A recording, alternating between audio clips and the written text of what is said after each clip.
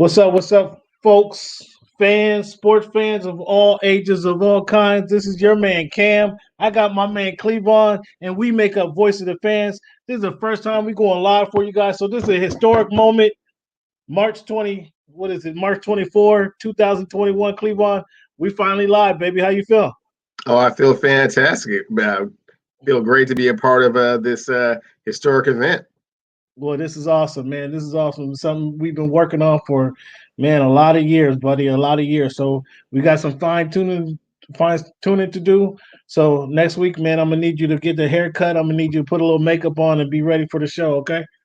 I'll take care of it. I'll be ready. All right. I want to open up the show, fans, because each and every we got a rundown. Let me give you the rundown of what we do. All right. Each and every week, we talk about our numbers.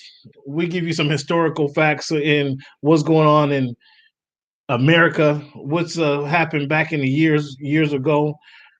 This day in history, we call it. We're going to talk about the NFL free agency, the NBA trade deadline. We got NBA season. This is week 10, I think it is, week 10 or 12.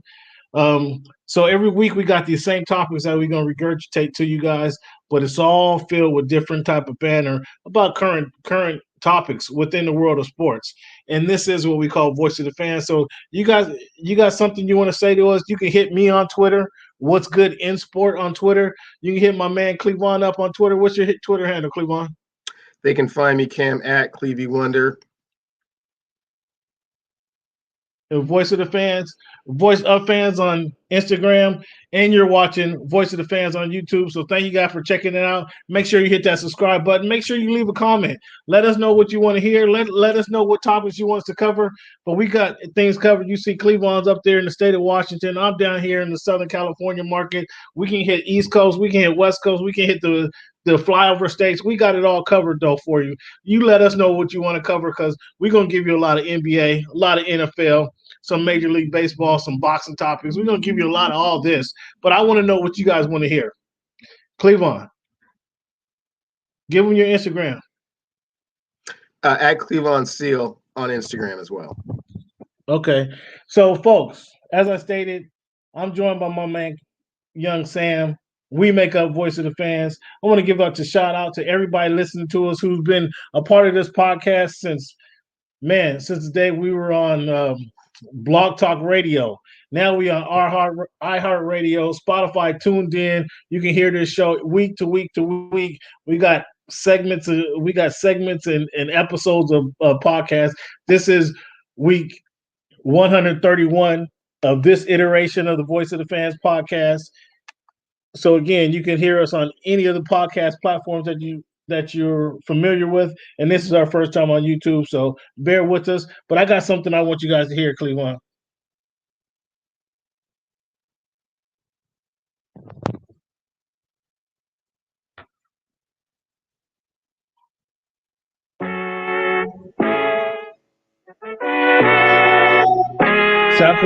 Sound quality ain't the best right now, but it's gonna get better. It's gonna get better.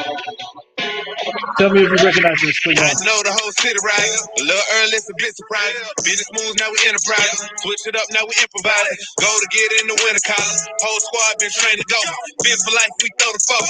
Singing this just to welcome bro. Not ringing a bell, Cam. Not ringing a bell. It must be just for some certain demographic that's not really relevant right now, so I can think. I'll tell you what it is. It's two a time. It's two a time. Oh, it's two a time. Oh, it's two a time. It's two a time, fellas. It's two a time, fellas. So I got something to get straight with Mr. Clevon right now. He's been playing with my guys all off season right now, and I'm telling you, it's two a time. You know, we had some things happening in the off season. My guy was benched a couple times because he had to get his thumb right. He had to get his head right. So Flores put him on the bench a couple times, but Fitz is gone. Fitz is in DC. Okay, so now all the marbles is on Tua Tagovailoa. Okay, we flirted around with Deshaun Watson, but we see Deshaun been doing a lot of flirting with a lot of people right now, and that flirting that might get him on Roger Goodell's exempt list. You know what happens then. We don't see you for a year or two, so we can't talk about Deshaun Watson no more. It's Tua time down in South Florida. It's Tua time. Clevon, are you ready for Tua time? Cam, I have been trying to get you ready for Tua time for quite some time now. No pun intended, but you were always kind of looking for the other suitor. You were all in on the Deshaun Watson trade, giving up all of your assets to acquire Deshaun Well, not Watson. all of them. Not all of them. But I That was started 2 weeks ago. No, quite a few of them. It was several first round picks. It was several second round picks, several players to get your quote unquote franchise quarterback. But now you've seen that's kind of gone a little bit sideways, a little bit of a different direction. So you kind of forced to kind of play the hand that's dealt you, i.e. Tua Tagovailoa. You've been one of his biggest bashers throughout his professional career, which is unfortunate No. See, considering you got it. the You way got it he all repped the wrong. 305. And See, fans, you there started. is a You started gentleman off. down in the 305 named You Steve started. Nelson, who is president of 305 Nation. He has a great disdain for Cameron Buford and his wishy-washy, on again, off again, philosophy with regards to the bandwagon of the Miami Dolphins. So it's kind of sad to watch him kind of go back and forth with it, but at the same time, I'm happy that the influence that I've tried to give him over the years, or with regards to getting on the Tua bandwagon, has finally kicked in. He realizes there is no alternative, so it's sink or swim. I've been Tua all the time. I don't know what you're talking about. All Tua all the time. I wanted him to get it better. I wanted to get healthy, and we needed that quarterback. So I'm glad they drafted him with the number 5 draft pick. I'm glad they started him. I told you, week 6, I was asking for to put him in the game. Why not put him in the game? We know what Fitzpatrick's going to do. Put the kid in the game. You put him in the game, and what you see, I think he had the highest QBR for a rookie in some years when he started his game in his only his second week. So come on, man. What he did against the Arizona Cardinals, come on, man. This guy, he has intangibles. We just need him to groom himself. We need to get him some talent. Now we're gonna talk about the little talent later, Clevon, but I got ahead of myself. I just couldn't wait to let you hear the Tua time song because I wanted you to get the feeling, get the spirit. I want the fans to get involved with the show and know this is all about Tua time. That's my man Solo D down in the South Beach. So check him up on YouTube as well. Solo D with the Miami Sounds sports music podcast that he has, or soundtrack YouTube page that he has. Clevon, each and every week, sir, we do the numbers. This week it's March 24, 2021, week 131 of the podcast. When you think of number 24, you hear the number 24. Who's the first person to come to your mind, sir? Who wore that best, or who first come to your mind? Cam, the number 224 has a real 206 feel to it. The first person that comes to mind is Beast Mode, Marshawn Lynch. For the last couple of weeks, I have been hearing about how Pete Carroll and the Seahawks want to get back to their identity, running the football first, being a power run team, to offset the pass. We're gonna get to them. We're gonna get to them than Marshawn Beast Mode Lynch to do that. Now, you're not trying to resign. You're not trying to resign Beast Mode, are you? You're not advocating resigning. It's possible. I haven't seen him. I haven't seen him work out. I don't know what kind of shape he's in right now, so I can't really say that. Definitively yes or no, Cam. If he's ready to go, and how Pete Carroll is. Okay. Maybe. All right.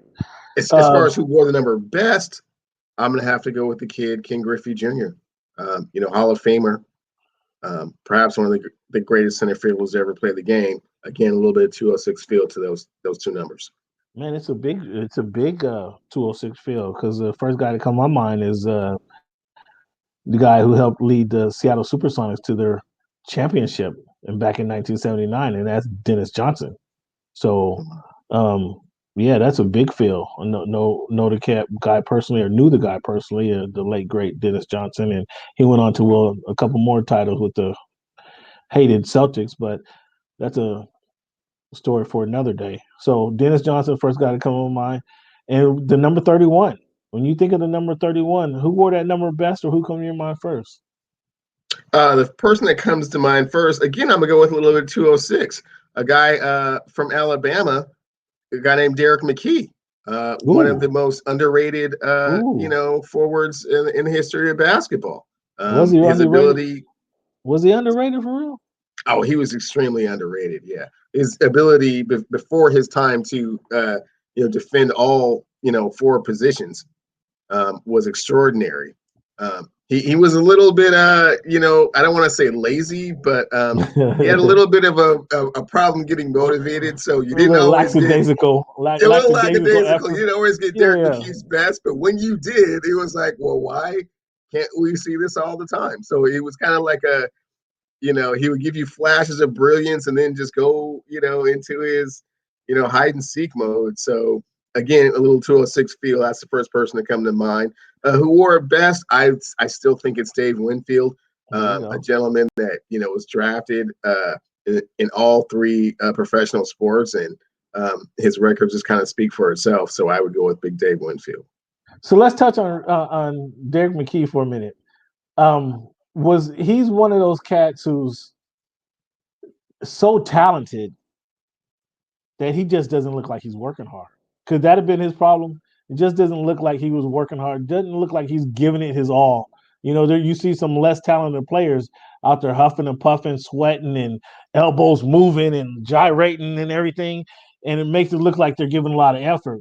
Where Derek McKee was just so silky smooth on the court and just so effortlessly doing his thing. It just didn't look like he was getting a lot of effort. Could that have been to his detriment there? At times, I fell out of love with Derek McKee in 1993, Game 7 against the Phoenix Suns. He only scored 1 point in the whole game, played 47 minutes. That was just extremely unacceptable for me. It's like, what? Come on, man. I mean, were they going to him? You had Detlef Strip out there shooting Brock. I mean, that was the trade. That was the move. After that, he got moved for Detlef. Oh, okay. So, I mean, Hershey Hawkins was there, or Ricky Pierce was there. I mean, was he the go-to shooter though? He wasn't never the really. Again, Cam, I say again, a player of that talent and that magnitude only scored a point. Okay, all right. I feel we're not gonna make this a Derek McKee show, but we're not gonna make a Derek McKee show, but I feel what you're saying. So when I think of number 21, you're right. Dave Winfield comes the best, but what about the man who patrolled the secondary and the Steelers secondary back in the 70s, Donnie Shell? Like for years, the league tried to find a safety or a cornerback that was big and ferocious as Mr. Donnie Shell. So that's one of the guys who come to my mind first. After, of course, Mr. Jason Terry, you got Reggie Miller, but I think Donnie Shell probably wore that number best. Who's the most intimidating number 31 by far. Okay. Yeah. So we got a lot of topics. We're gonna talk about NFL topics. We're gonna get to the NBA here in a minute. We're gonna get to the college tournament bracket. But let's start this off with the NFL free agency is hot and heavy. The Dolphins signed your guy Will Fuller. Go ahead and tell me what you think of Will Fuller head down to the South Beach. I am so happy and ecstatic for you guys down there, Cam. You finally got a big time playmaker, explosive, touchdown capabilities all around. I wish him and you guys the best in that marriage. I could not be happier you have Will Fuller the fifth as one of your receivers. A target for two a time. Oh, man. What could go wrong? Yeah. He can get hurt in week 2. That's what he can get hurt. Right, he can pull a hammy in week 2. That's part of what you get with the Will Fuller the fifth project, right? I mean, come on, man. What all the receivers out there? That's who we got. I mean, AJ Green he's just as injury prone. All these receivers out there, they go for Will Fuller. I mean, the most inconsistent receiver. Most inconsistent, most injury prone. That's a disappointing move for when you're trying to get a quarterback to come and give his best effort and to turn around from a season where he was really challenged as a rookie, and you're trying to give him every tool for him to be successful. You go get Will Fuller. I mean, who's doing the talent evaluation down there? Like, again, that really shook. It really shook my head. And then, of course, when he has his press conference, I'm so excited to be here. I can't wait to get started, and I can't wait to get to practice. Man, I don't want you practicing a whole lot. That's one guy I don't want practicing a whole lot, man, because I already know we got about 15 routes in him. We got about 15 good routes in him, and I mean, I'm not gonna say give you what I gave you about DK. I'm not gonna say he's gonna catch 40 passes, but he might catch 50 passes this season because he's just not gonna be available. And that's what he's shown in his 4 years. I think 4 years in the career. So, um, so now that we in person, now we can see eye to eye. Mhm. I'm hearing some things, but I'm thousands of miles away about the Sierra John Snyder communication. Apparently, it didn't go as good as I heard it went last week. I heard things was they kissed and made up. They swept the hate under the rug, but then there's still some things floating around in the atmosphere that Sierra wasn't entirely pleased when she walked away with the meeting with John Snyder. And then obviously Russell isn't pleased when he has to come home and deal with this. So I don't know what's going on. Pete Carroll, I saw a poll where they say fire Pete or keep Russ. I mean, tell me where you rank on that poll. Did you start that poll first of all, Mr. Clevon? Fire Pete or keep Russ? Did you start that poll? And then tell me where you are on that poll. No, Cam, I did not start that poll. I am one of the firm believers that the relationship can still be worked out. There were little rough patches there, as all marriages have, rough patches. You know what I'm saying? Sometimes things don't go exactly the way that you anticipated. Sometimes you want a little bit more, say and input on certain things, and most of the time you try and keep that in house for whatever reason. It became public knowledge. It was kind of pulled out of Russ on the Dan Patrick show, and he kind of caught him off guard, and he didn't have his usual barriers up, and just kind of let some things let him loose, let him slide. Oh, that's how you see it. Yeah, that's how I see it. He didn't have his traditional walls built up. He didn't have his traditional wall up. He wasn't quite ready for it, and it kind of came in and sniped him. The story took on a life of its own. That's unfortunate. As you can see, some very interesting trade proposals came in. Some Monte Cristo deals. You know what I'm saying? Just the whole wheelbarrow full of gold. Do you want it? The Seattle Seahawks said no. We'll stay with our franchise quarterback, which I'm sure speaks volumes to Russ. That well, they at least see my value. And so then back to your point, the conversations with John and Sierra obviously did take a little bit of a different turn at that point. It wasn't quite so forceful, on the Sierra part. And John was willing to make some concessions. Hey, you know what? Paul Allen's sister has a separate G4 that you can use on the weekends, so you can get to your little spots and come back for game day. So that was one of the deals. That's one of the side deals that was made that the other people don't really understand. But that was one of the deals in your conversations that you were hearing about. So you're willing to finally admit, after 5 weeks of this, that there is some conversation with Sierra and John in the Seahawks brass. You're finally willing to admit that. There may have been some conversations. What I'm not willing to admit, Cam, is what you were trying to insinuate is that it had some kind of, power struggle going on here. There's no power struggle going on here, okay? They were willing to entertain some of Sierra's issues with regards to, being geographically isolated up here in the 206. And, they came up with a solution for that. So she'll be okay. So when you say there's a pot of gold delivered to the Pacific Northwest, come on, be honest. Chicago Bears came with some a bucket of bronze, if you will. They didn't have any gold trinkets in that bucket. How is 3 first-round picks a bucket of bronze?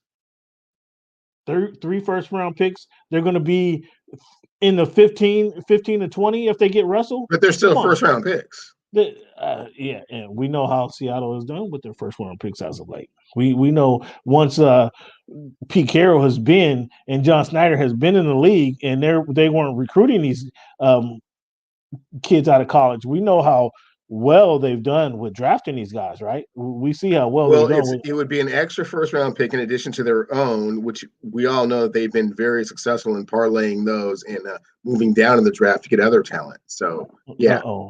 Keep moving down. How's your offensive line looking? Much improved these last couple of weeks. Thanks so much for asking. Signed Mr. Jackson and re-signed Ethan Posick. So yeah, we're looking okay. So tell me what you think about this. Sam Darnold being your starting quarterback next season. Russell ending up to Chicago. Seattle getting some draft picks from the New York Jets, and Sam Darnold becoming the starter of the Seattle Seahawks. He gets hooked up with his former USC head coach, not his former head coach, but a USC head coach, and Pete Carroll. And then Sam Darnold, big, strong quarterback, and swing the ball all over the field, has a little ability to run around a little bit. What do you think about Sam Darnold throwing to DK Metcalf and Tyler Lockett? Have given it zero thought, Cam. There's no reason to entertain that type of thought process. I mean, you might want to. I don't think it's done right there. I haven't heard that Sierra's entirely static. The G4, the borrowed plane, PJ, private jet, so she can fly to New York or Miami or Houston if need be, even Vegas if need be. I almost consider having Chris Greer call up there to Seattle and say, "Hey, we got Tua for Russell. What do you think?" But I don't really want to pay a quarterback $35 million if he's on the backside of his career. So I wouldn't have liked that. I held off on that, didn't make that phone call to Chris Greer. Older quarterback on the backside of his career. I mean, you still got faith in Russell? Well, Russell Wilson hasn't missed a start. How many starts has Tua missed in his rookie season? I mean, he missed a question to answer out loud, huh? As we're face to face. He had a thumb issue that we decided to sit him out. I mean, I think he could have played. Russell Wilson's played over 100 and started over 100 games, never missed a game. How many games has Tua missed? He had a thumb issue. That we set him down for. So he missed a game. I mean, no big deal. No sweat. A game is no big deal. Just one game. It was a couple games, but no big deal. That's okay. But I didn't want to make that phone call, because I think Russell might be, like I say, on the back nine, if you will, on the back nine, and I figured let him kind of play that back nine up on the turf and up there in New York, and we can go against them instead of having them on our team. I'd feel better about that. Gotcha. So Sam Darnold starting in the Lumens Field next season. You're not excited about that? Will not happen. Okay. All right. So what else we got here? We got Corey Davis going to the said biplane. That could have been Corey Davis is actually the one that kind of let some of this out the bag when they asked him, did you sign here expecting Sam Darnold to be your quarterback? He's like, well, whoever they trade for, there might be some stuff going on. Did you hear what Corey Davis had to say? It was Corey Davis and I know he left your boy Ryan bumped Tannehill in Tennessee. Did he talk to Russ on the way there? Did they meet up somewhere in the middle of the country? Cam, Corey Davis isn't talking to anybody. You can't really take anything that Corey Davis says seriously. I mean, he's lucky to still be in the league, given the position that he was drafted in the first round, has not lived up to any of that expectation. So what the Jets are doing, again, is being the Jets. So I can't take too much into what he's saying. Not a credible source. So sorry. Not a credible source. I mean, he's only been playing for your guy, Mr. Ryan Tannehill, for the last couple of years. Now all of a sudden, that's not a credible source. Well, I'm sure that Ryan is actually happy for him, and happy that he has an opportunity to plug someone else into that position that can have some more productivity. Corey Davis was not a productive receiver, and I don't anticipate him being a productive receiver in New York. So, yeah, no, I got nothing to say about him. Well, what do you got to say about these off-season moves? You guys cut Carlos Dunlap. You trade for Carlos Dunlap. The whole city was excited to get a pass rusher, and you cut him after what 8 weeks of service. You cut Josh Gordon. This is what I'm talking about your loyalty. You guys just acquire guys and then cut them. Don't pay them. Cut them. You guys cut Josh Gordon. I mean, and you cut tight end Greg Olsen. You didn't like what Greg Olsen brought to the table? Cam, you got all those things wrong. First of all, we cut Carlos Dunlap in the hopes of bringing him back to re-sign him at a reasonable amount of money. Now, whether that happens remains to be seen. Free agency is no. With regards to Josh Gordon, like you were going to bring back Jadeveon Clowney. No, not at all like that. Jadeveon Clowney still wanted #1 draft pick, super sack master money, and we weren't willing to do that. Carlos Dunlap understands his role, understands his lane, so eventually, he might understand and come back to the voice of reason and be a Hawk. With regards to Josh Gordon cut himself. Okay, that had nothing to do with us. We were eagerly anticipating him being ready for the playoffs last year. Oh, and then that little cup that you have to urinate in when you get in trouble that many times, it betrayed him again. So unfortunately, that's not something that the Seahawks had control. Okay. Did they warn him? Did they warn him when the cup was coming around? I'm sure they did, but by then it was too late, Cam, right? Once it's in the system, what are you gonna do? You can't. There's golden seal. There's golden seal all running the rule. You know what I'm saying? There's golden seal floating around all over. Yeah. Those tests are pretty extensive.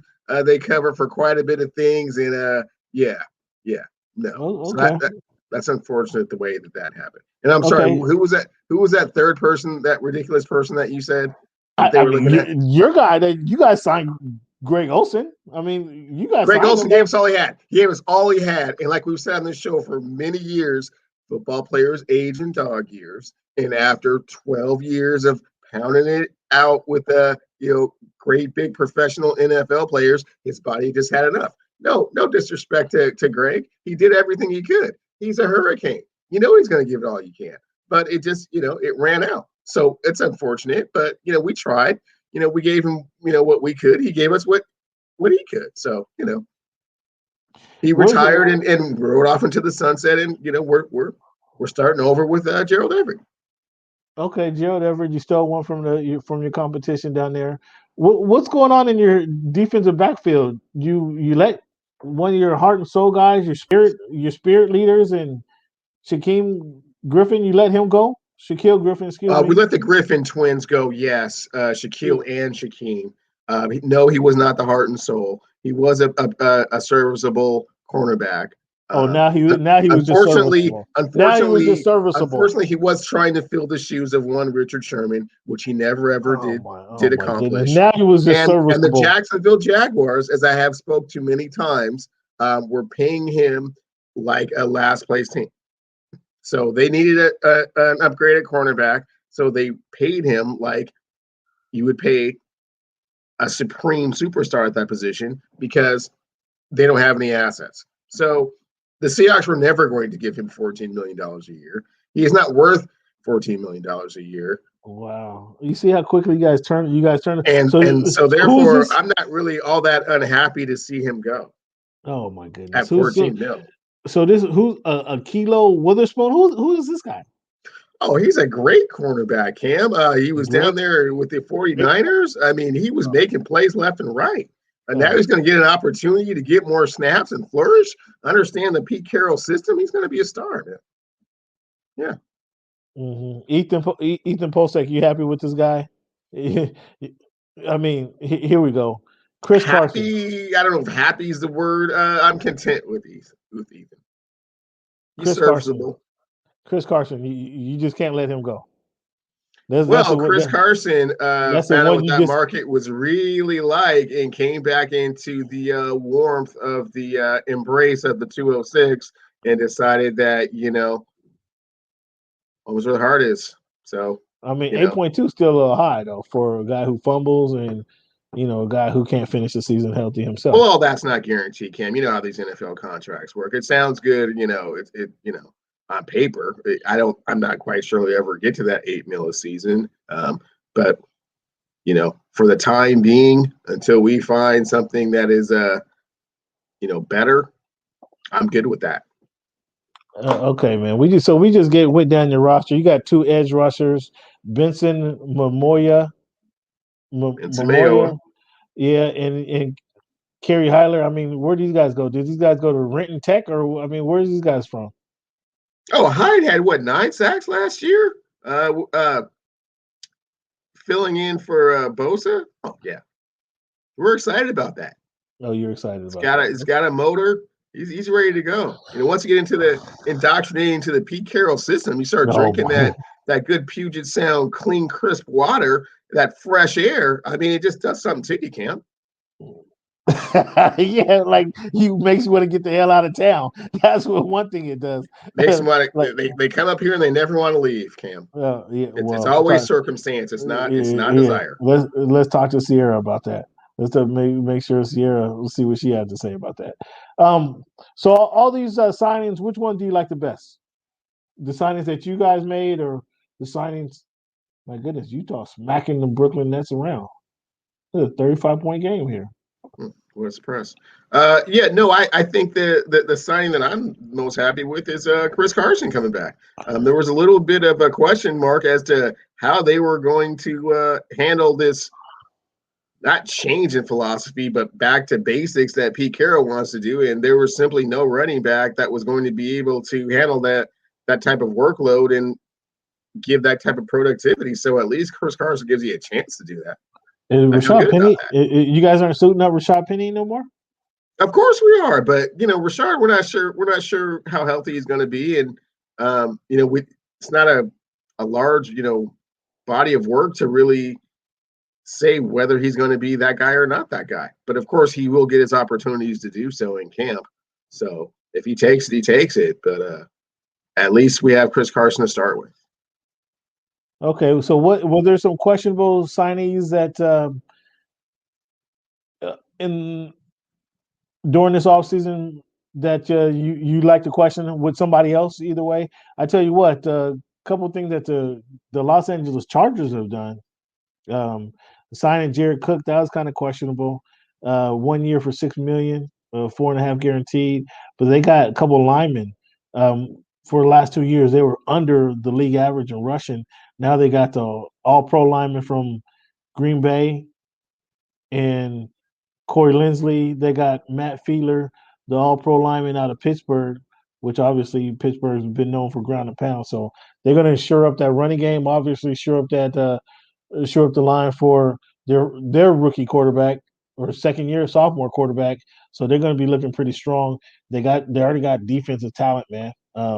The Chargers is kind of on an uprise. Who else do you see in the league doing some good things? If we look back at the, New England Patriots, they made a lot of moves this offseason, man. Are you any of those moves that they made excite you? None of those moves really excite me, Cam. I think that one of the moves that I was thinking of, addition by subtraction, would be the Tennessee Titans getting Bud Dupree. I thought that was kind of weird that Pittsburgh let him go. I thought that he was definitely one of the stalwarts on that defense, which was the number one defense in the league last year. So that was a little bit of a head scratcher. Adoree Jackson going to the Giants for the $13 million season. Again, a little bit of a head scratcher. And Fitzpatrick playing for the Washington football team. I mean, I know they wanted an upgrade in their passing game.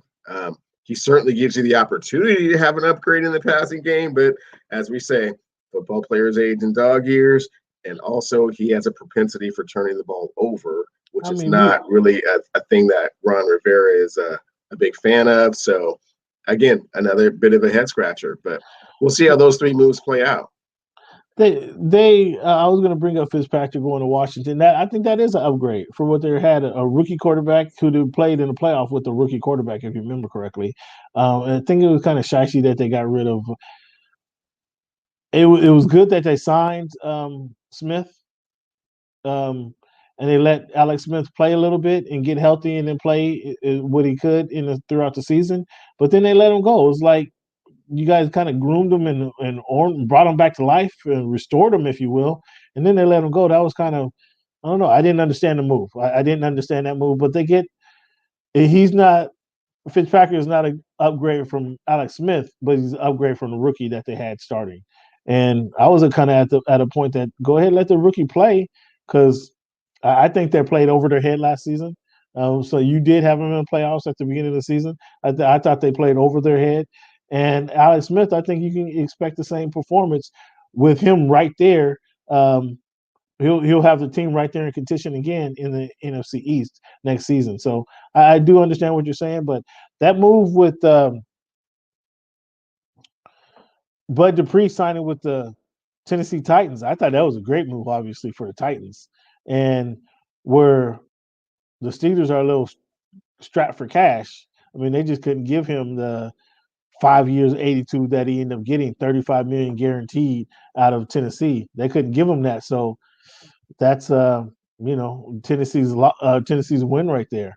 And cutting Adoree Jackson, he's still best known from jumping out his girlfriend's window, right?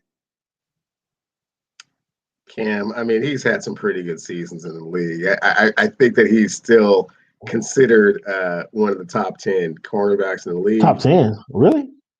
I would put him in the top 10. Well, obviously, Vrabel didn't agree with you on that one. But yeah, I thought Fitzpatrick was a decent signing. We'll see what happens. They signed Lamar Miller. They got Curtis Samuel as another receiver to pair to go with your guy, who McLaurin. So they got another Scoring McLaurin, yeah. Oh boy. So yeah, he has some weapons to work with.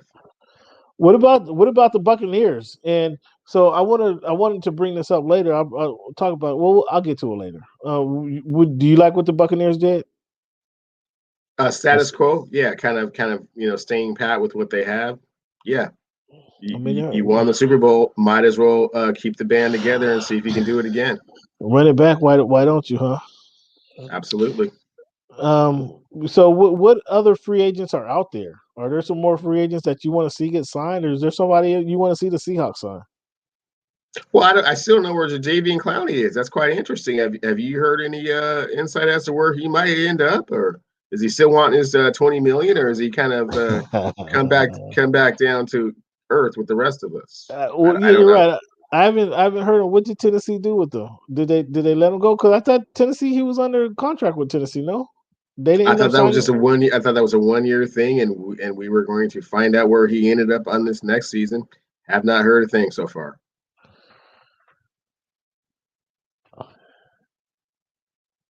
They got Janoris Jenkins in place of Adoree Jackson. Let me see what Jadeveon's up to. Since we know Seattle, we know how they do. He's welcome to come back. Again. I mean, why would he want to come back? You guys traded for him. He showed his work, showed that he can compete up there. And then the house that he was renting up here is month to month on the lease. That tenant can be out at any time. He can be right back how he was. Everything will be great.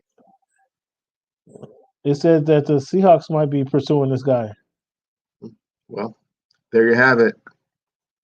It says the Dolphins might be pursuing that guy. Mm-hmm. Jadeveon Clowney. We'll see. He getting that warm and that heat and the humidity of South Florida. Things seem to happen down there. Oh yeah, he might return to his former greatness. Is that kind of what you're hoping for? Mm-hmm. They need an edge presence with their scheme, and Clowney might be a good fit. So we'll see what happens out there. Carlos Dunlap. Carlos Dunlap might end up with the Colts. Malcolm Butler, where would you like to see him go? Like same with the Hawks. Malcolm Butler?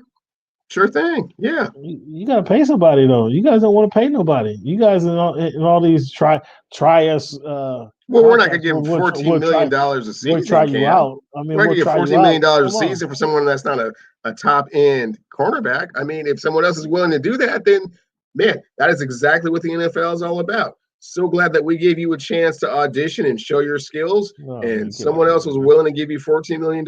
So be it. Yeah, that's what the Cats don't want to do, man. These guys is proving themselves, and you talking about let's see what you got. The Seahawks have proven over and over again that they will pay you if you do what you say that you're capable of doing. Well, who name one player they paid outside of Russell? Name one player they paid if he Rich Sherman, Earl Thomas, Cam Chancellor, Bobby Wagner. Come on. There's only one of those guys you name on your team still. Only one of them, but that's Bobby Wagner. But they paid the other two in their second contract. They made Richard Sherman the highest paid cornerback. They made Earl Thomas the highest paid safety. They got rid of him 2 years later. So I mean, what are you talking about? You can't keep them forever at the top tier of their salary, man. We did what we could do. So you pay him, he remodels, he pays him, he buys a house, he buys a block, remodels a couple houses on the block, and then just here's your pink slip, you're out of town, get out of here. I mean, come on, man. The third contract is very difficult to do. It's very difficult to get to, and once you do, it's very difficult to get the pay that you were getting 2 contracts ago. Okay, it's a tough business. Tough business. Right. That's what he says. Okay, tough business. So we're gonna keep our eye. We got another week of NFL free agency to talk to. We're gonna keep our eye on that. And next week when we come back to you guys, also that's some of the conversation. You see where Clevon's coming from. Try to use somebody up and then get rid of them. Versus kind of taking care of the talent. That's how they do things up in Seattle. That's why Sierra's looking for her way out, because they know they're going to use up Russell, make him run around and be the most sacked quarterback again for another season. And, then by the time he's 35 years old, has a swollen knee the size of a cantaloupe every day, they're going to say, oh, Russell, we got a new quarterback. They're going to look for Tavares Jackson. We're going to try to bring him back and see what we can get out of him. That's what the Seahawks do. And think it's their scheme and their coaching staff that gets these guys playing properly. That's Seattle's model right there. That's Seattle's model right there. So you guys watch out for that. Scheme over talent, huh? Interesting. I mean, you got to have players, right? That's how you. I mean, that's what I always say. So it's really interesting to hear you come on the other side of that and kind of like, wow, lean on the talent side. Interesting. Okay, gonna hold the two back, Cam. Hold me to it. So, Clevon, let's take a minor break here, a little intermission. When we come back, we want to talk about the NBA topics. What's going on in the NBA, man? There's a NBA trade deadline is quickly approaching. There's some teams is climbing the seeding charts. Some teams are dropping the seeding charts. We're gonna have that conversation in a minute. It might get a little sensitive, guys. So get your paper towels ready, get your Kleenex ready, because it might be a little sensitive moment here from my partner over here.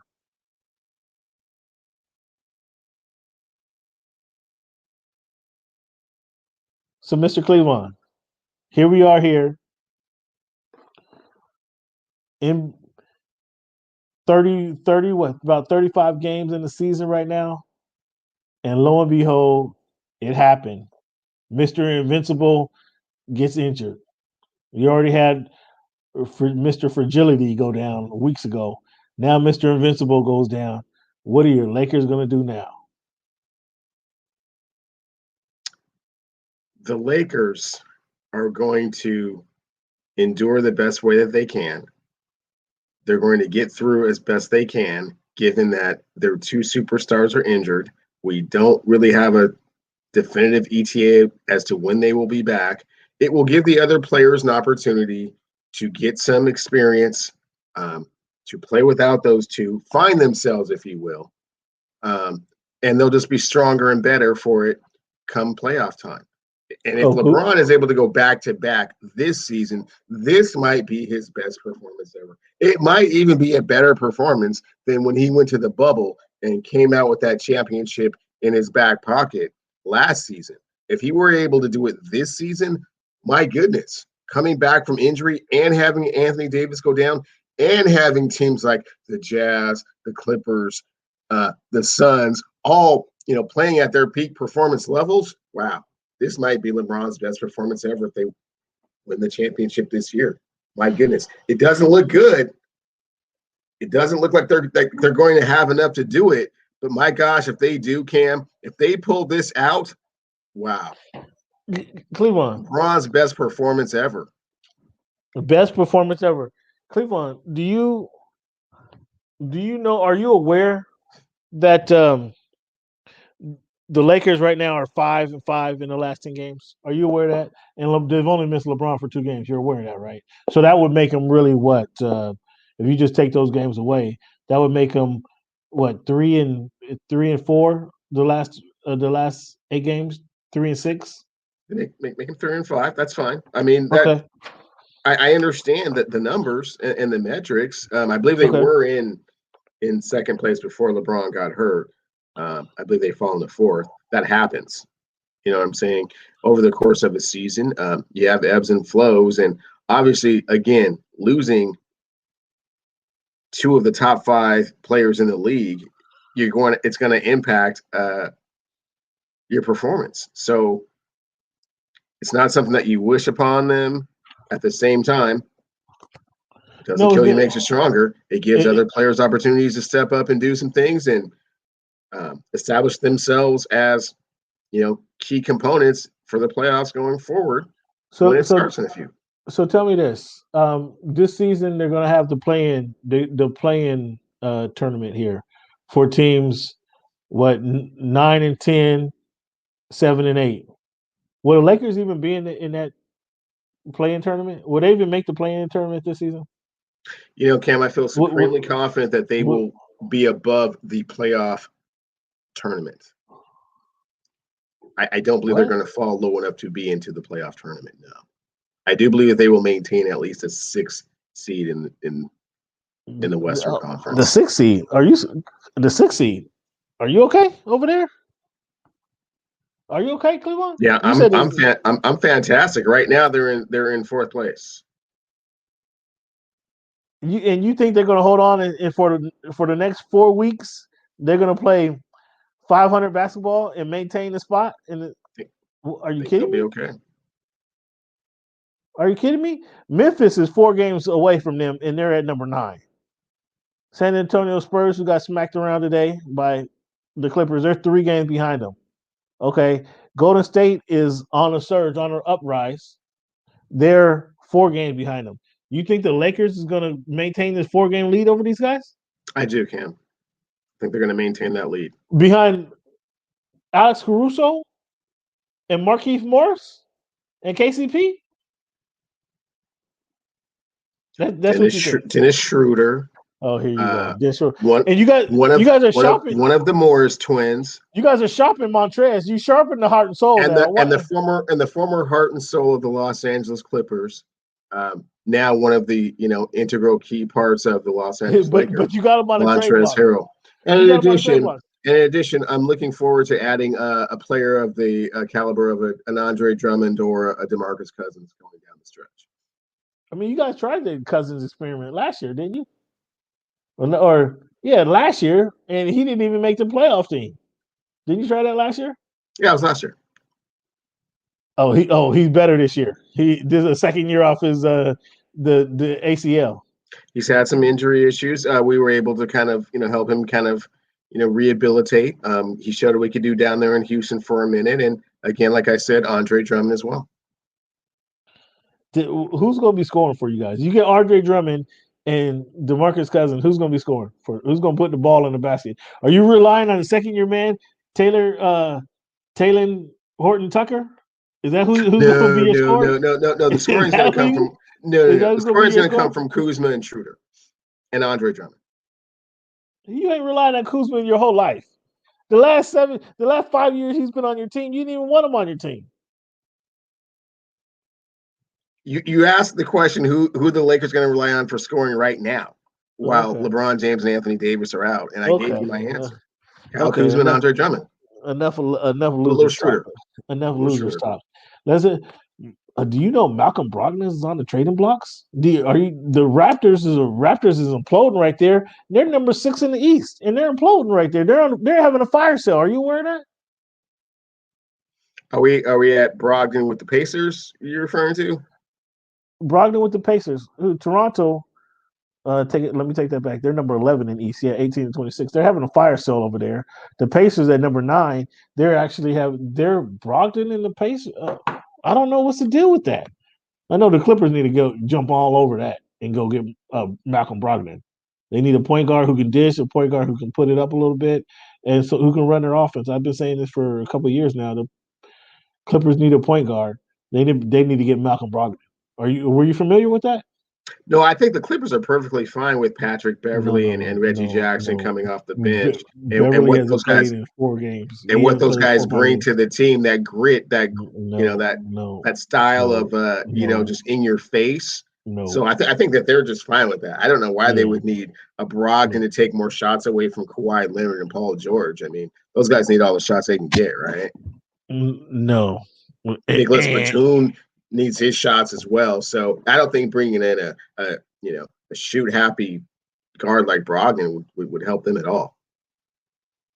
No, he's not a shoot. And see, that's where you're wrong. He's not a shoot happy point guard. He's a point guard who can put the ball in people's hands and get people in the right position. So, contrary to what you believe, he's not a pass first point guard, or he's not a shoot first point guard.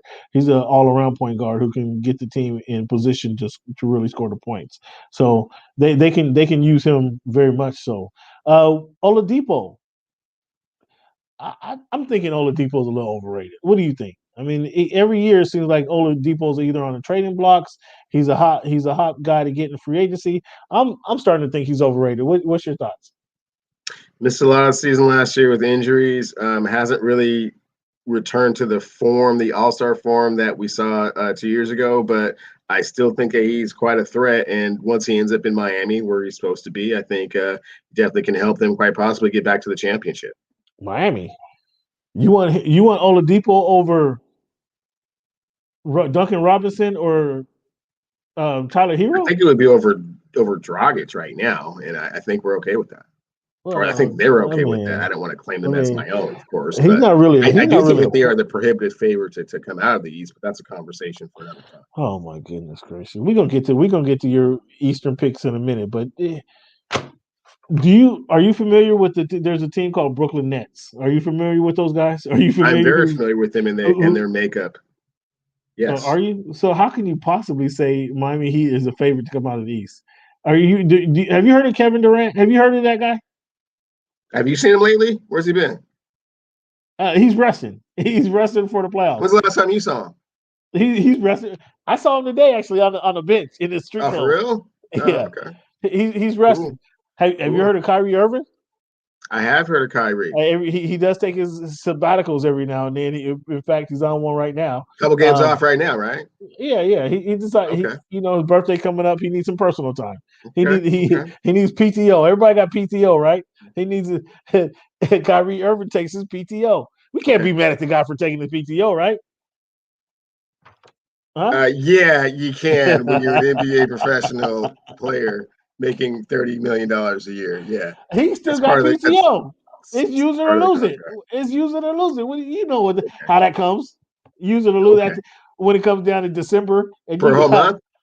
I mean, again, use it or lose it. Kind of a strange time, Cam. I mean, usually you take that kind of stuff in the summertime, but not in the middle of the season. But that's. But meanwhile, right? Meanwhile, James Harden doing the thing. James Harden keeping them afloat. I mean, James Harden is showing that he's an MVP caliber player right now. Have you not seen that? I do, and I am so glad that you came up with that, Cam. Because it actually leads into why I think the Miami Heat are going to win the East. It's James Harden. Oh, here you go. Are you kidding me? You saying since James Harden left the Houston Rockets, he's been the best player in basketball for the last 6, 7, 8 weeks now. And you're saying he's the problem that he's going to bring the Nets down? So Cam, what is James Harden's kryptonite? Oh, you going to say the playoffs? Is that what you're going to say? No, I'm not going to say the playoffs. What do you mean? James Harden likes to frequent a certain type of establishment. Okay. And? Where the ladies sometimes move around very erotically and gentlemen throw cash at them. Do you know where I'm going with this? Yeah, I know exactly where you're going. I mean, I think he's grown out of that. He's grown out of that stage. Oh, he's grown out of that. That's not something you grow out of, Cam, number one. Number two, he's grown out of that number stage. two, Mr. Perkins. He already got his jersey retired. The reason Oklahoma City didn't win the championship is because James Harden was spending too much time in the strip clubs in Miami. Exactly my point. He's grown out of this. And guess who they might possibly have to meet in the second round of the playoffs? So you don't think James Harden, who's been in Oklahoma City, been in Houston of all places, where there's some of the most ballyhooed adult entertainment facilities, where he has his jersey retired in one of them. I don't know if you know that or not. He gets his chance to frequent anything in the New York, New Jersey tri-state area. You think he's going to go to Miami and lose his mind? Yes. South Beach will be a distraction that will be too much for him. He's not strong enough to handle that kind of thing. And once they start putting that clamps on him, defensive wise, and he's going to the strip club, and Kyrie is not happy with not getting the ball enough, and KD is upset that someone else in the league has been anointed as the best player in the league. Their head cases over there, man. They can't get it all together in time. So one thing wrong with your theory is, I don't know how much it's impacted your life, but there's something called COVID-19 that's impacted a lot of people's lives. Mm-hmm. And with that being said, I mean he's under restrictions, so he's limited in the places that he can go. He's limited in the company that he can keep in his hotel room, because unless he gets fully vaccinated, then that kind of loosens some of the restrictions. But as of now, he's limited in the off court activities that he can partake in. So that might be best for the Brooklyn Nets in this situation, that he does have some of these restrictions. So to take that argument away from you. Agreed? Yeah, I mean that's a great argument. We don't know what the circumstances are going to be, Cam, but we do know that James will find a way. You know that. Listen to him. Okay. So we're talking about acquisitions, free agent acquisitions. So do you really think Drummond is going to go to you guys and help you guys out with the boards, battling the boards? Yes. What about Marcus Gasol? The big Spaniard you guys got. You're not happy with the Spaniard all of a sudden. He'll get healthy and we'll just have those Twin Towers, man. It'll be fantastic once everything gets going. Okay. So Nate McMillan had coached the Hawks until they met the Clippers a couple nights ago to eight straight games. He's 8-1 as the new head coach of the Atlanta Hawks. Nate McMillan coached these guys up to 8 straight wins and got them in the 4th place, I believe, in the Eastern Conference. Do you believe in the Hawks? No. 5th place. He got them 5th place in the Hawks. We'll tie with Charlotte for 4th place. You have no confidence in Trae Young, Rajon Rondo, Danilo Gallinari, Bogdanovic, Clint Capella. Yeah, Clint Capella. No. With Jason Collins. Yeah, no. You're not familiar with these cats, huh? I'm familiar with them. The question was, do I have any confidence? And the answer is no. Oh boy. Okay. All right. So we talked about we talked about a lot here in the NBA. The topics: free agency, acquisitions, what your Lakers are going to do. No need to talk about the Clippers now. Now they're on a 3-game winning streak. No need to talk about them whatsoever. They will have their opportunity. Three game win streak. Just blew out the Spurs by 30. Nice. So they're rolling. Terrence Mann is doing this thing. They found the energy bug since Patrick Beverly hasn't played a little bit. They found their energizing bunny in Terrence Mann to kind of do the things. And Ivica Zubac. I know you don't watch them, but I'm just telling you, Ivica Zubac is looking like Zulajuwon out here on the courts the last couple of weeks. You heard of the guy down in Houston. Look right into the camera when you say that, Cam. Look right into the camera when you say that. That he looks like put your face all up in the camera. Yeah. I mean, own that. Own that. Zulajuwon. You heard it from me. All right, you heard it here. You heard it here first. Voice of the fans. Ivica Zubac looking like Zulajuwon. You remember that. But did you hear what Draymond Green had to say? Did you hear what he had to say the other day? And I mean, can you name? Let me go this way. In case you hadn't heard of it. Had you heard of it? I have not. Enlighten me. Draymond Green said emphatically, he's the best defender ever in the NBA. The best defender ever to play in the NBA. Emphatically stated that, and then followed it up with one day what the true defender is. He can rebound. He can put himself in position to get the rebound. That ends the defensive opportunity because it gives the offense back the ball. He's aggressive enough. He's smart enough. He's wise enough. Called himself the best defender ever to play in the NBA. Can you name? And my question to you, Mr. Clevon, and can you name 3 guys better defenders than Draymond Green? All time we're talking about? All time. He said all time. He didn't say this season. He didn't say that his I would say his time, Bill Russell. in his time frame. I would say Gary Payton. I would say Michael Jordan. I would say Scottie Pippen. I would say Dennis Rodman are all better defenders than Draymond Green. So what the hell is Draymond talking about? I mean, had he watched basketball before he played from Michigan State? He's only been watching it since he came into the league, apparently, and that's why he has that opinion of himself. Well, I mean, just thought that was blasphemy. I thought that was absolutely ridiculous. Is this something or nothing? That for the Toronto Raptors game tonight, they had their first all-women's broadcast. Is that something or nothing? They had the directors in the studio. They had the women calling the game, play-by-play, doing color commentary. Obviously, the women on the sideline. Was this something or nothing? You always want to say it's something when it's a historic event like that. That's never been done before, and you kind of see the progress that women have made within the industry. So I would definitely say it is something. Okay, I mean, you want to say it's something. I agree with you in that position, but then we had the All Black Men's cast earlier this year, right? All Black men doing the same thing, right? I thought that's something shamelessly we're admitting that there's trying to pat ourselves on the back for this accomplishment when it's kind of far overdue, right? I think that's kind of far overdue or long overdue. And I get the same feel with this one here. Do you agree with that? Yeah, I definitely understand your point that you were kind of rewarding something that should have happened quite some time ago. So why are we making such a big deal about it?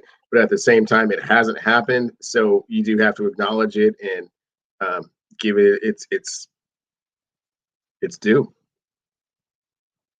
Okay. All right.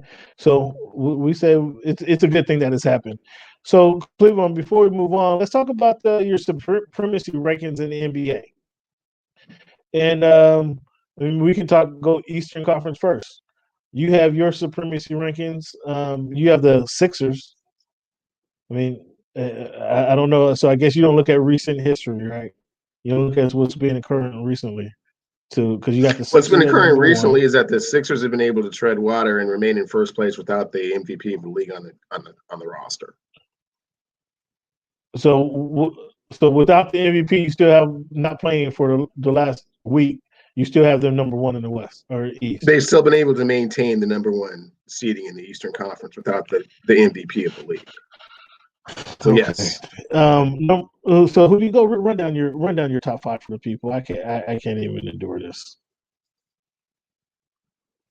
Certainly, you have your Philadelphia 76ers at number one. You have your Brooklyn Nets at number two. You have your Milwaukee Bucks at number three. You have your Miami Heat at number four, and you have your New York Knicks at number five. The Miami Heat, that's one pick I agree. You have them higher. I have them at number five. You have them at number four. Why do you have them at number four? They're starting to get healthy and they're starting to come together, and it's starting to get to be playoff time, and they realize that the biggest threat to them right now is the Brooklyn Nets, and I think that they feel that they play good enough defense to take them out. So You feel that they play good enough defense to take out three All Pros. Oh, by the way, did you hear JJ Redick is on the way to Brooklyn? now that might be a problem. If they get a shooter like JJ Redick and they're just stacking their team from top to bottom like that, what they trying to bring the Clippers East Coast? Is that what's going on here? JJ Redick, DeAndre Jordan, and Blake Griffin trying to do what they couldn't do in LA and in Brooklyn to go along with Kyrie, KD, and Harden. I mean, yeah, that's a lot. That's a lot of stopping. But again, that remains to be seen if that's actually going to happen. If that actually happens, it will be a problem. You don't think Josh Harris is already an issue with those guys? The best Joe Harris is an issue. I mean, he's getting wide open shots, and yeah, but I mean, again, you have the three head cases. They're all going to the playoffs together. You have Steve Nash and Mike D'Antoni on the bench calling the plays. I'm not all that overly concerned, to be quite honest with you. You're just hating. So, but you got a number two. You got him at number two for some reason because you see that threat there. You see that potential for danger right there. You got him at number two for some reason. Oh, without question, there's a potential to burn down the entire forest, Cam. They have that capability. I just don't think they'll put it all together. That's all. Is the talent there? No. Absolutely 100%. They are the most talented team in the NBA. Will they put it all together and win the championship? I don't think so. Okay, you got the Knicks. Interesting. You got the Knicks at number five right now. They've been playing well. They're on a roll to run. I had the Hawks at number four. I put the Heat at number five. So the Knicks weren't able to get into my top five. I have the Nets who will win their 2021 NBA champions. Book it. I told you that months ago. You can book that. I have the 76ers number two, even though they do have the best record right now. We get a chance to see Philly live this weekend. I have I have the Milwaukee Bucks, who I just don't have any faith in. I have no confidence in. I kind of see them as I saw the Toronto Raptors a couple of years ago, how they've had their number one record a few years in a row, and they just can't get over the hurdle right there. And that's what I see out of the Milwaukee Bucks. The Atlanta Hawks with Nate McMillan.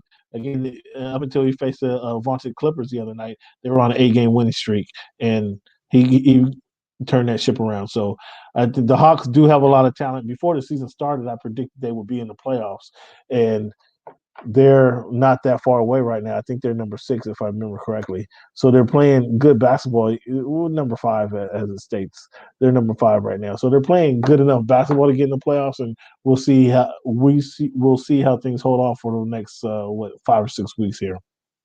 You want to talk about your teams in the West? Number 1 would be the Utah Jazz. Number 2 would be the Los Angeles Clippers. Number 3 would be the Phoenix Suns.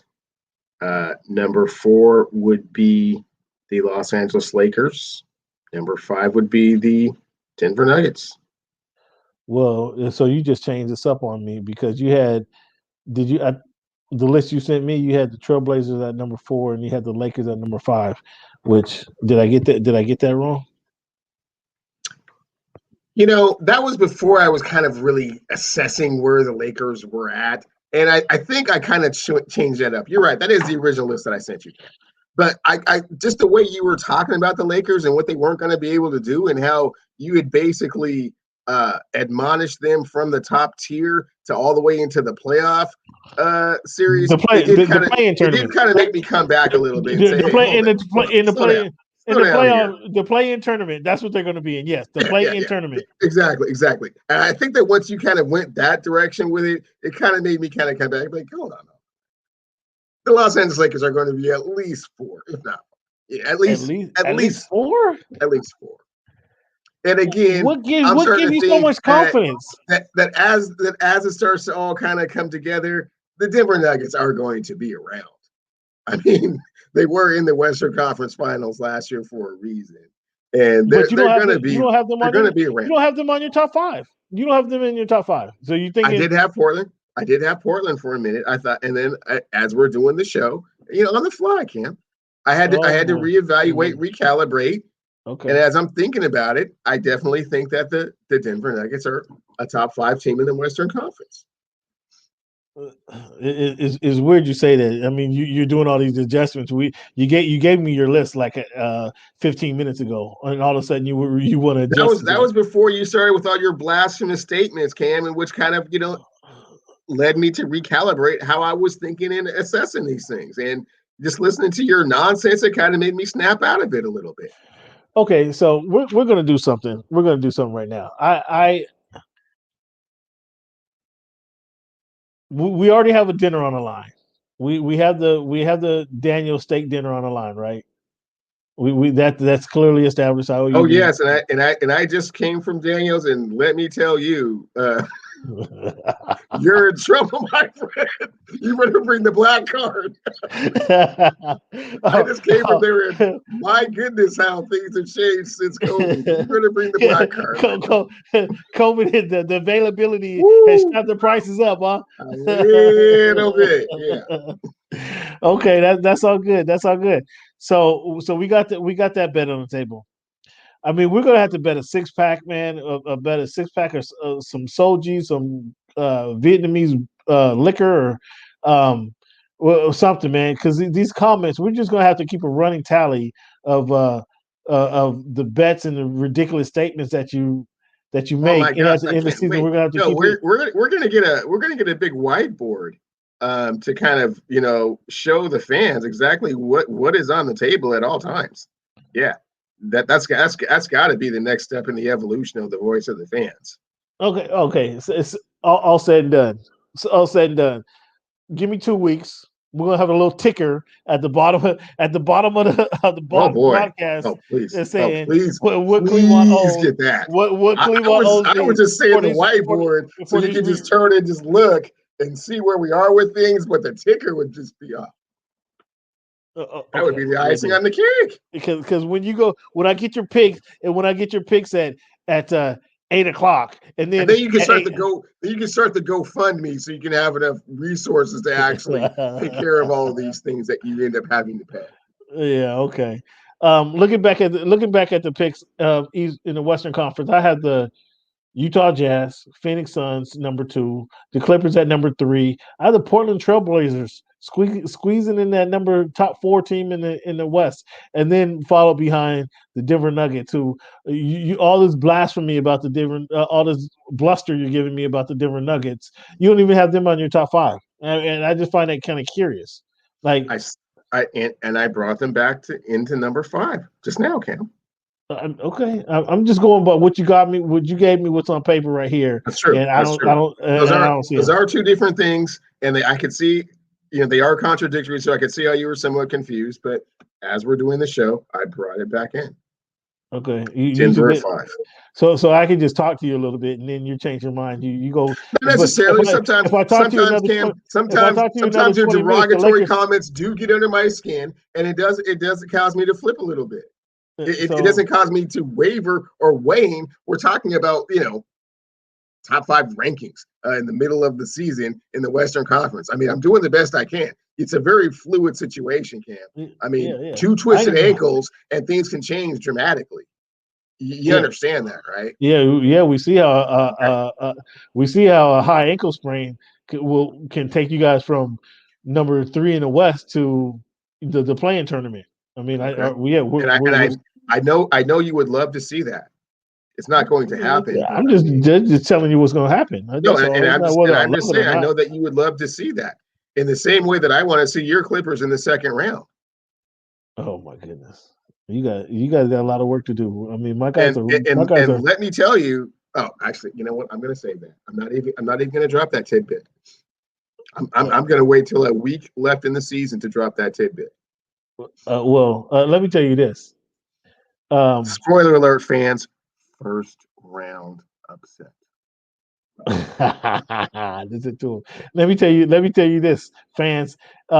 In the next First week, round. when their fans loud in the building, Clevon's not going to be anywhere around. I'll tell you that, because it's going to be so ruckus down there in Staples Center when the Clippers show up that he's not going to want to be around. That's about all I can say about that one.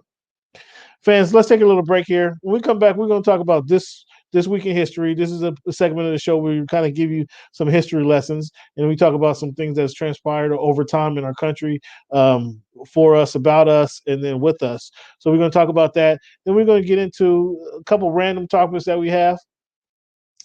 Clevon, I want to talk about the best teammate ever. The best teammate ever. You'll be surprised who this might be, but the best teammate ever. We're gonna get into that topics, and then we're gonna also reveal our brackets for the people and kind of give a update on our tournament brackets that we picked from last week. So the best teammate ever. We're gonna get into that conversation. So let's take a little quick break right here.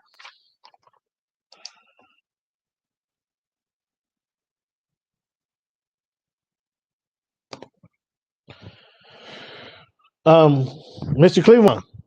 Yes, sir. First time live on TV, man. How you feel? Feel fantastic. It's a different feel, but I'm slowly getting used to it, and it's a lot of fun to do. So appreciate the new format.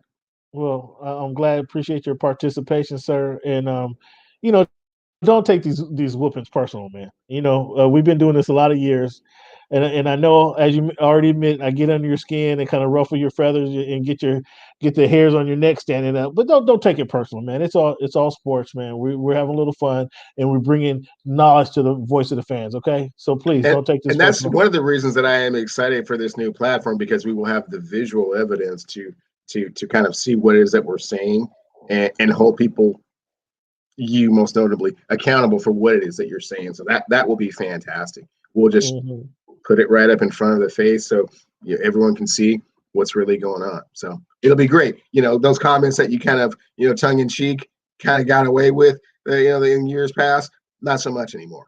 Just going to write it down on the board, and we'll just get to it. The ticker's already in action, man. It's already in the works. It's already in the works. Cannot wait. Did we touch on LeBron becoming part owner? Him and Maverick Carter being part owner of the Red Sox. Did we touch on that? Did not. Don't really need to touch on that. LeBron's rich. He's trying to diversify his portfolio. That's fantastic. I'm not a big Red Sox fan and don't really understand the motivation behind it, other than to be ownership in, a sports franchise, which as an African American is a great accomplishment. So I think that's enough to kind of say about that and kind of move on. Okay. All right. Well, yeah, kudos to LeBron. Kudos to your guy and Maverick Carter out there doing different things. And that's a hell of diversification of your portfolio.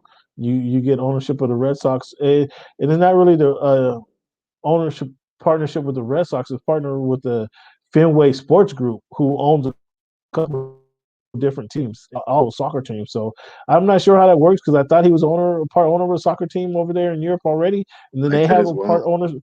And then they have part ownership. Now he has part ownership with the Fenway Group, who has another team as well. So does he own two teams out there? Like, I don't know. Seems like it would be a conflict of interest in some sort. But again, LeBron is a wealthy man with a very diverse portfolio. Can't really say exactly how all that works. However, I am happy that he's able to kind of get his foot in the door over there. Yeah. Okay. The best teammate ever. Any idea who this could be? In any sport? Well, yeah, any sport. I would say the best teammate was probably Scottie Pippen. Mm.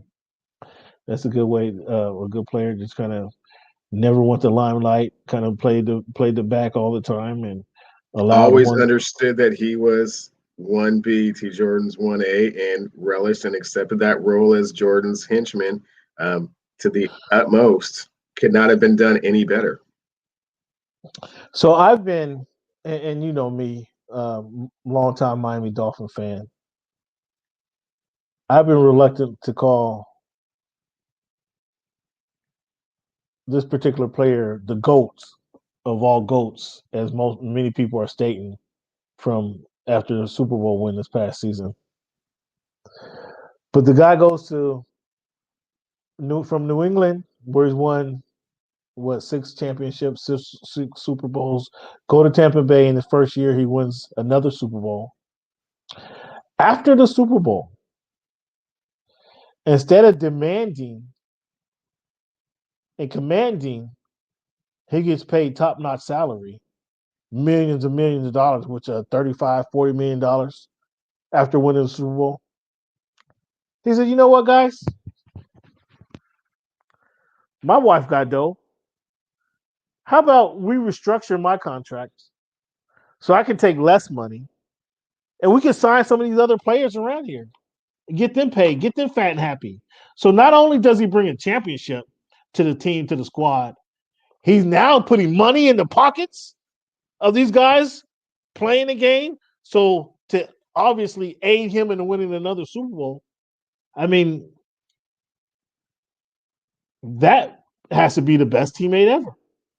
And I see where you're going with that, Cam. And I absolutely, now that you mention it, would have to agree with that.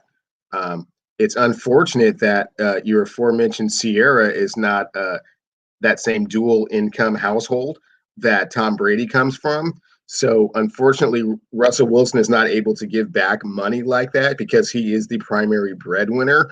And so he can't get those other pieces that he needs in the way that Tom can. Tom can just say, hey, you know what? Instead of taking the 35, I'm just going to take 22, you guys. Use that other 13 to do other things because Giselle makes actually more money than me. I'm actually not the primary breadwinner in this household. And I can take some sacrifices on my end. Whereas Russell Wilson is really not in that position. I think Sierra is I think she's getting 10 grand per music award appearance. That's not really gonna cut it. So yeah, from that perspective, I think you're right. Tom Brady could be the ultimate teammate, but he is also in a position to do so, which a lot of other people are not. Well, a lot of people are not, obviously.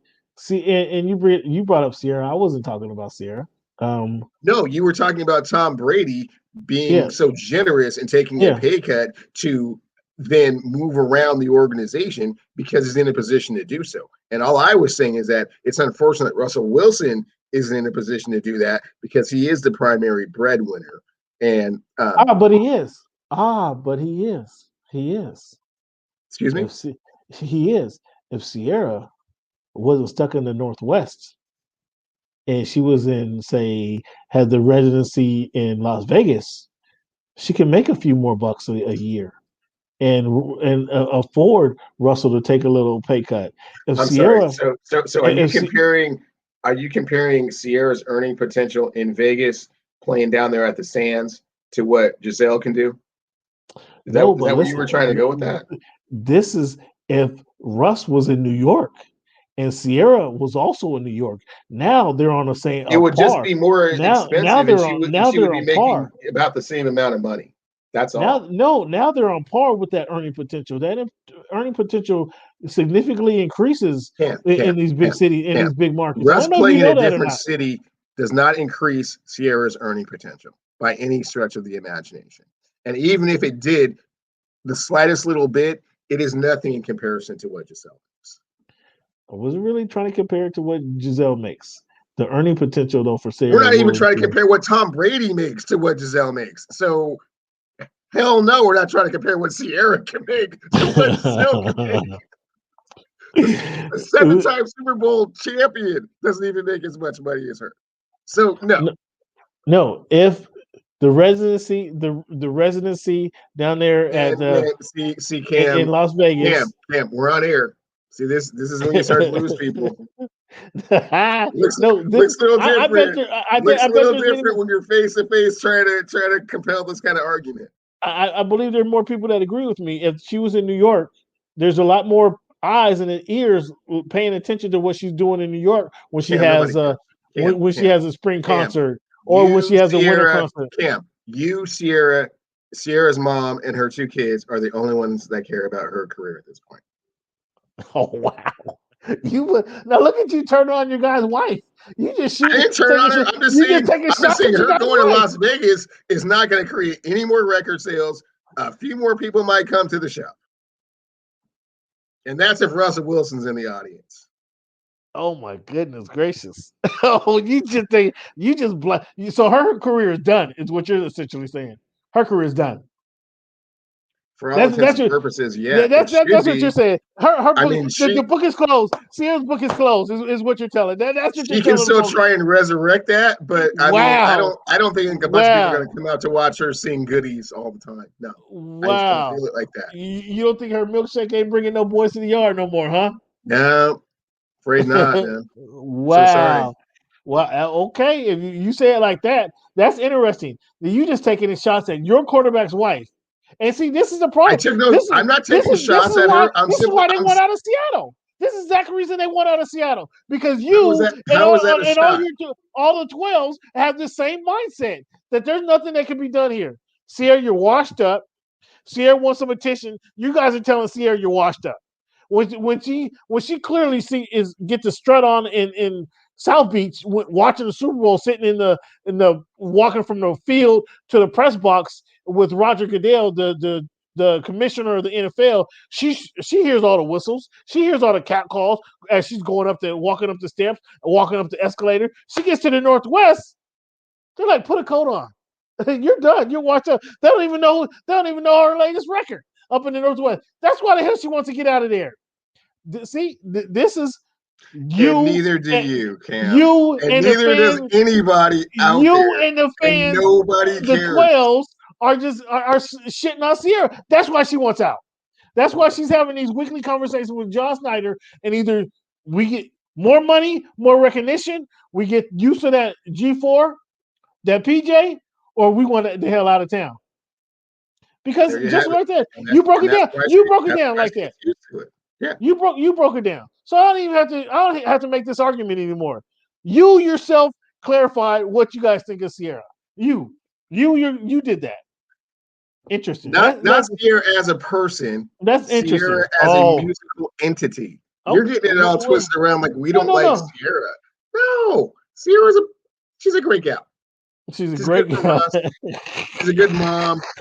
She's a good ambassador. And all that good stuff. Wow. But don't get on stage. See her perform? If she's at the show where you're not going. According to you, she can't sell out the show where in Tacoma.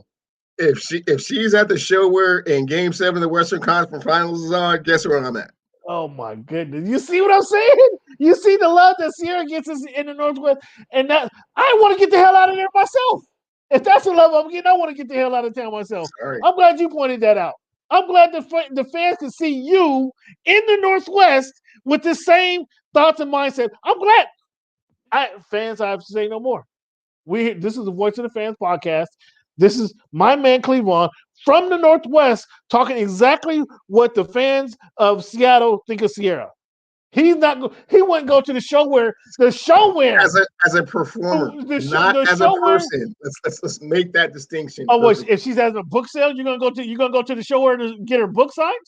You're gonna go see the book? You're not going to do that. I would go and read Sierra's book before I would go and watch her performance. Oh, ain't that something? And I'm telling you, you got a problem. You got a problem because the whole world saw her strut from the 50-yard line to the locker room, and then all the way up to the Roger Goodell suite. And she heard everything she wanted to hear on that march. She's like, wow, this doesn't happen in the Northwest. This doesn't happen in the Northwest. You just let us know. What does happen in the Northwest? Her husband makes $35 million a year and has a chance to play for Super Bowls. Well, if you gave up I got $1, to make a little bit of a sacrifice. That's all I'm saying. Okay, all right. Well, I didn't expect this turn of events, fans, but I don't have to make this argument no more. My man, he just made the argument for me. Just made the argument for me. Clevon, let's talk about this Pac-12 dominating the NCAA tournament. Did you expect this? Not at all. And as you know, I'm a Pac-12 guy. That I did not see that coming. I'm showing my age. Pac-10.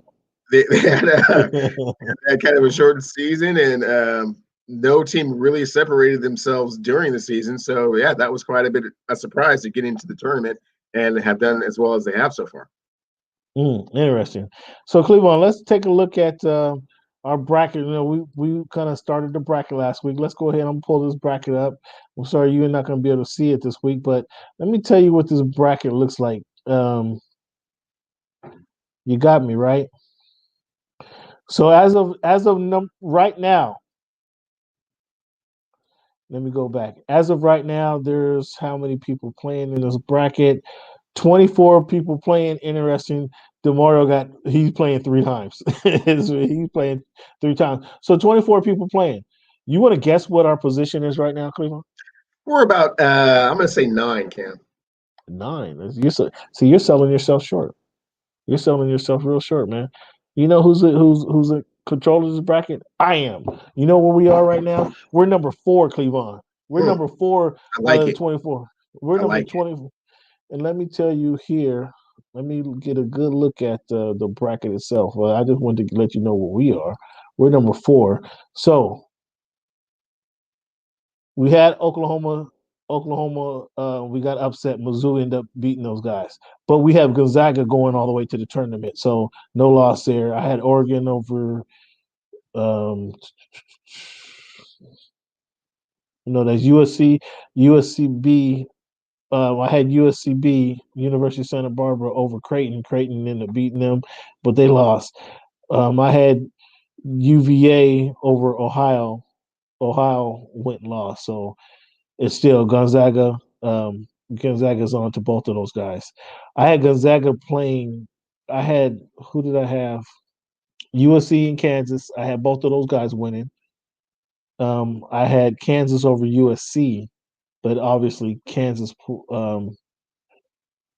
pulled that out. I had Kansas over USC. USC pulled that out.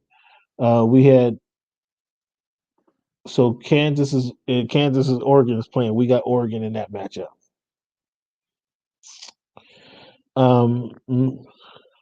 Michigan, LSU. We had that pick. Michigan plays LSU on Sunday, so we got who we have, or Michigan plays FSU. Excuse me, Sunday. We got FSU in that matchup. I got Michigan losing to FSU on Sunday. We had Georgetown beating Colorado. Colorado beat Georgetown, obviously. But FSU beat who is this, number 13? NC Greenville. FSU moved on, so we got FSU playing FSU against Michigan. We got FSU. BYU. Looks like I had BYU beating UCLA. UCLA is kind of on a roll right now, right? They're looking pretty good. We did have number 14 Abilene Christian beating Texas. We did have that one though. And so they ended up getting smoked by UCLA. So UCLA moved on. We had Bama, UCLA playing Bama. We got Bama in that matchup. Bama beat Maryland. Bama beat Iona, right? So we got that matchup. So coming up on Sunday, we got Bama over BYU. Just keep that in mind. We got FSU over Michigan. We have Oregon over Kansas because I had Kansas losing. I had Kansas beating USC. They lost. So I have Oregon over USC. Excuse me. I think USC is going to beat them guys. So now looking back at it, we had Gonzaga going all the way to the Final Four. That's on one side of the bracket. I had Houston beating Cleveland State. Had Houston beating Rutgers, but Rutgers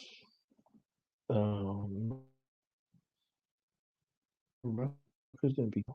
I had Tony, but Houston lost. Looks like West Virginia lost. Syracuse beat them. I had Syracuse winning one game. I had them West Virginia beating Syracuse, but Syracuse beat West Virginia, obviously.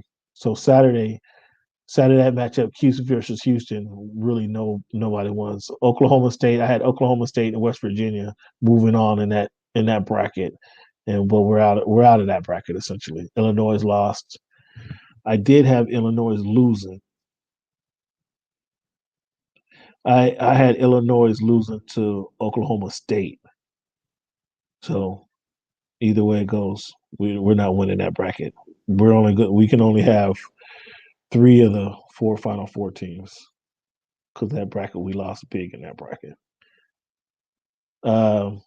Baylor, I had Baylor over Hartford, Baylor over Wisconsin, Baylor over Nova. Nova on Sunday. Baylor plays Villanova. The only thing we lost there is Purdue beat North Texas. Or excuse me, North Texas beat Purdue. So North Texas moved on, but North Texas also lost to Villanova. So we're good. Villanova, Baylor, we're going for Villanova in that game. And the final little bracket here is Arkansas. Who you have here? I had what is this? The Cinderella team. Oral Roberts. I had Oral Roberts losing in the first, and they're losing to Ohio State. They clearly beat Ohio State. I had them losing to, so I had Ohio State moving on, but they won. I had Florida beating. Well, Vatek beat. I had Vatek beating Florida. Florida won that game, so that's a wash. So Saturday, Arkansas plays Oral Roberts. We're rooting for Arkansas in terms of our bracket. I had Arkansas beating Colgate. I had Arkansas beating Texas Tech. So Arkansas is alive. So Arkansas in Villanova is part of that bracket there. So we in the South bracket, we're still alive in the South bracket, the West bracket, the East bracket, the Midwest bracket. We're essentially out. We can't have any team alive. So you got that. So we're still alive, man. Still alive in a couple in these 3 of the 4 brackets. And again, we're ranked number 4 as of this moment in out of 24 actually. So it's not bad. Not bad. Good money spent right there. Not bad at just taking a whiff at it because I didn't watch a lick of college basketball all season. But we got some things right. Again, this is Voice of the Fans podcast. Thank you guys for tuning in to our first live show. Clevon, thank you for participating in the first live show. Pretty cool. This will be aired on YouTube. You can find this Hoops and Brews. Shout out to the guys at Hoops and Brews for doing their thing, setting us up. And this show will be aired live on Hoops and Brews tomorrow. Clevon, thank you for your participation as always. Once again, let the people know where they can find you, Clevon. Absolutely, Cam, at Clevy Wonder on Twitter and at Clevon Steele on Instagram. And I'm your man, Cam. You can find me, Voice of the Fans, on YouTube is where you could be viewing this show right now.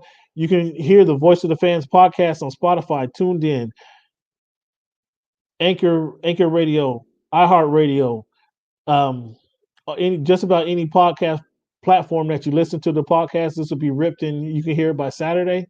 You can find me on Voice of the Fans. Voice of Fans on Instagram. What's Good in Sport, the letter N, Sport singular, on Twitter. Man, shoot me a tweet. hit me up on Instagram. Tell me what you think about the show. Whether you like the show, you don't like the show. Any feedback is good feedback. We appreciate it. Clevon, before we let you go, man, I want to hit the people with this quote here. Most people never run far enough on the first win to find out they've got a second win. Philosopher William James. Most people, Clevon, never run far enough on their first win to find out that they've got a second. Don't give up. That's essentially what they're saying. With TNT guys on the show, what they joke about on the show, run through the tape, keep running, keep working at it, keep working at it. Things is gonna break through, things is gonna come. Don't give up. Don't give up when something immediately doesn't work. That's kind of what that quote is telling me. So I hope you guys appreciate the show. We always try to give you a little history lesson each and every week. We didn't talk about the thing this week in history, man. So before we close out the show, let's go back to this week in history. Thomas Martin awarded a patent for a fire extinguisher back in 1872. Do you know about that? 1872. I did not. Clevon, in 1799, New York State abolished slavery. In 1799, New York State finally abolished slavery. In 1937, William Hastie became the first black federal judge. He was appointed as the first black federal judge, William Hastie, back in 1937. And then 1973, Nate Tiny Archibald became the first player in NBA history to lead the league in scoring at 34 points a game and assists at 11.4 a game in the same season. Now, somebody just did that recently. Pretty amazing. But Nate Archibald did that, 48 years ago? So pretty impressive, man. So as always, Clevon, we try to give you a little history lesson. Try to give you something to think about as we close out the show. As a quote from William James, once again, I'll read it for you guys. Most people never run far enough on their first win to find out they've got a second. So keep that in mind as you guys roll through the week. This is Voice of the Fan podcast. I want to thank you guys for tuning in. Clevon, I want to thank you for being a part of the show. And as always, I want to thank you guys for making our voice your choice. Thanks, Clevon. I'll holler at you soon. My pleasure, bro. Can't wait to talk next week. Later.